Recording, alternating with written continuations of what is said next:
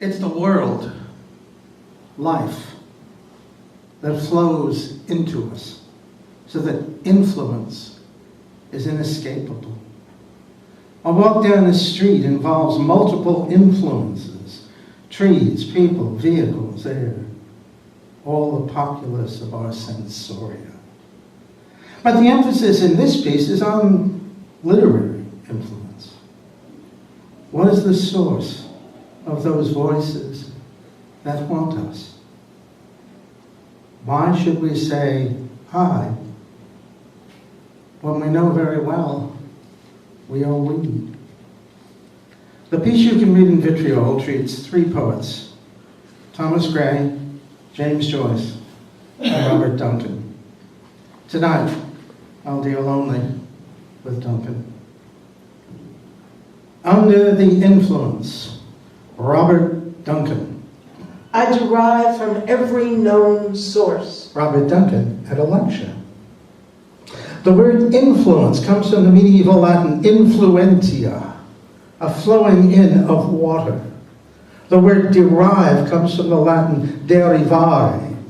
It too suggests a flowing of water, like the word river. Derive, river. I came to know Robert Duncan's work much better after my wife and I moved to California in 1963. I attended readings he gave and collected his books. When he died in 1988, I staged a large tribute to him, featuring many people who knew and loved his poetry. We screened one of the two Duncan films Richard O. Moore had made for educational television. I saw him weep in a lecture on Romeo and Juliet when he mentioned Jack Spicer. I loved his brio and his panache and his deep learning.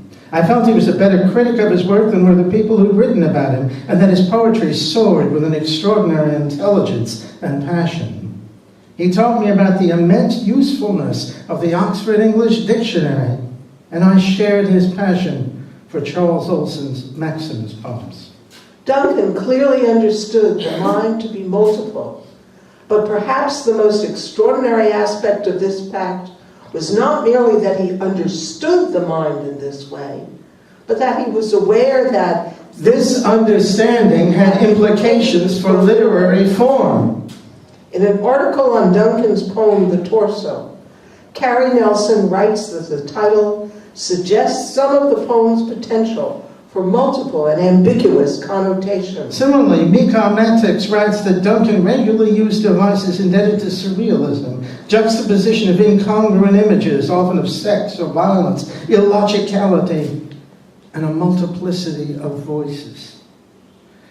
But if there is a multiplicity of voices within the poem, why should it be recited by a single speaker? But if there is a multiplicity of voices within the poem, why should it be recited by a single speaker? A number of factors moved me in the 1970s towards the writing of choral poems to be recited by my wife Adelle and myself.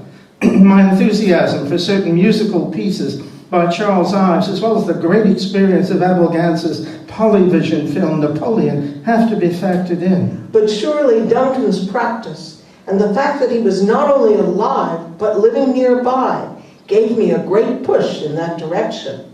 Wasn't multiple performance ultimately the direction that the work of Pound and Eliot and Zukowski and Duncan suggested?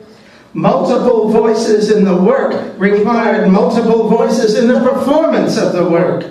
There is a connection working in both directions, Duncan wrote in the title poem of Bending the Bow.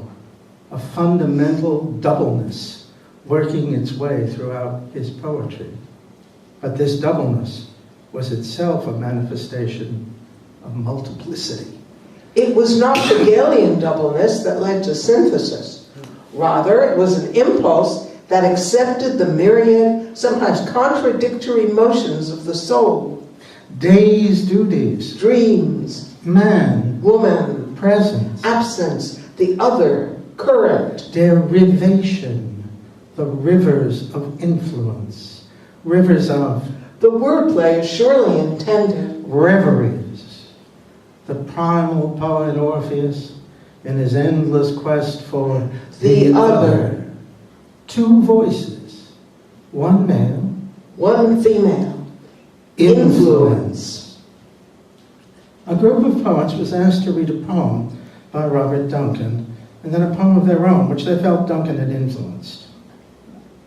I chose Bending the Bow as the Duncan poem, and I added it to the conclusion of one of my signature pieces, Chorus Song.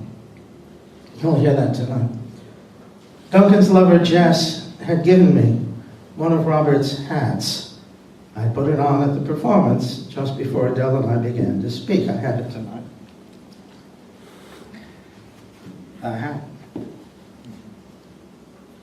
This is what the audience heard. Bending the bow.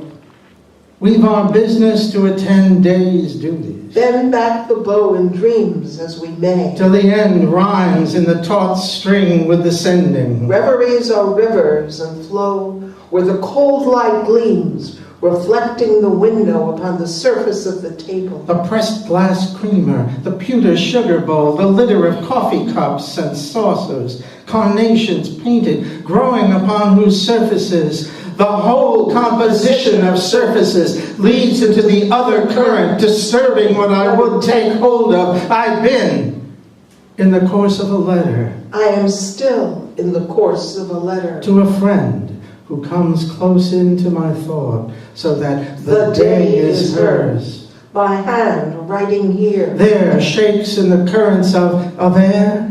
Of an inner anticipation of. Reaching to touch ghostly exhilarations in the thought of her.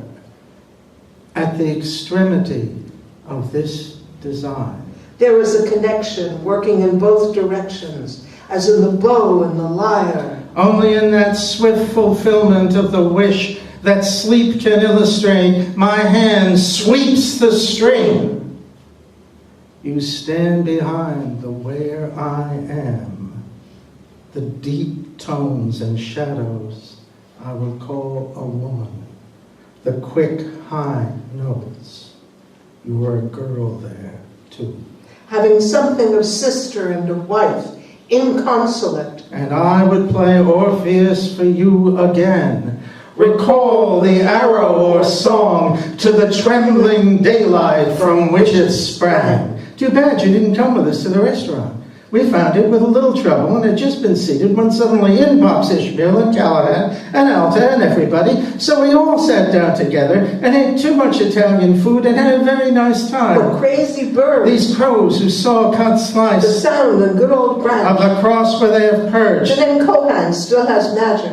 The mere mention of it was enough to unleash a stream of talk from the two of them. Alive with leaves, It might have been docks, it might have and been hold your blocks, it bow, might have said been Robin Hood, shillings, this school day or at the docks. kirk She of might have memory, detested the the sudden grandfather spasm, block, monstrous but glad wings, that she never can't walk, could can't talk, cross. furioso, She spasm, didn't evil wear is socks. everywhere to be Squint seen, your there is eyes no till she rest looked from it, like a the fox. power of death Your time, multiplies, there is no Nicholas life, Fox. and just when I might have reproached myself, it was Lucien's thoughts, her mental attitudes, the plenitude of her being, which I encountered. Not one of my kisses went astray. Estranged from that, much can be said differently. All these are promises made at a certain time, yet broken to love, which stands wavering in a doorway, speaking words which I can neither hear nor love. You are endless, sorrowful. Everything in nature became fragmented before him. Get home, good brother John, and tell your sister Sarah she found him drowned in Yarrow. Fuck you, man, to think of this again. Think 40 years ago, there, my face in the mirror, the hermeneutical situation, for the letter killeth, but the spirit, the breath, as the wind turns and leaves, they seem to say goodbye. Soil, bridge, stone. Old Ireland is calling. Thousands of Madrid residents protested President Reagan's visit to Spain last night by banging on pots and pans and turning off their house lights. I tied my drum to the top of my lance. Farewell, farewell, my sweet, my goodbye, love. Dark one, daughter, endlessly blonde, dark, fair, sweet, better, mild, soft, harsh, fiery. Articulation of sound. Memory in the ear. a substitution of the audible for the visible, to write this day to insist upon it. Thank you.